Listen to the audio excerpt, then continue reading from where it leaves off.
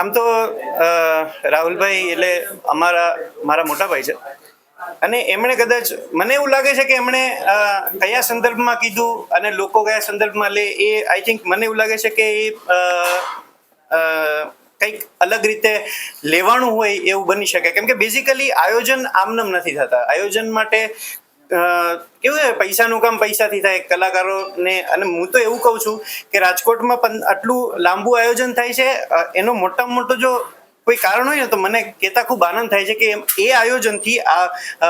સોમિલભાઈ કરે છે, આ આયોજનથી કેટલાય કલાકારોને રોજીરોટી મળે છે, બરાબર. અને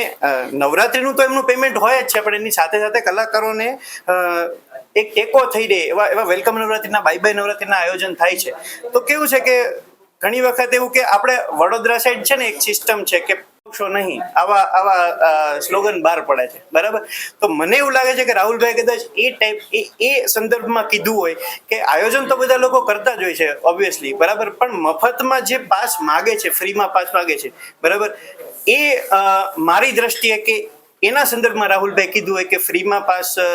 તમે ના માગશો. અને એને કદાચ અલગ રીતે મને એ પણ હું કહી શકું કે રાજકોટમાં કદાચ પાસની કિંમત ગમે એટલી વધારે હશે, રાજકોટના ખેલૈયાઓ પાસ લઈને પણ રમશે, પણ કદાચ મને એવું લાગે છે કે આ સંદર્ભમાં એવું પણ બની શકે કે જે લોકો પૈસાની દ્રષ્ટિએ પહોંચી શકતા નથી એ લોકોને મફત ફ્રીમાં કદાચ કોઈ પાસ માગવા પડે એવી પોઝિશન આવી.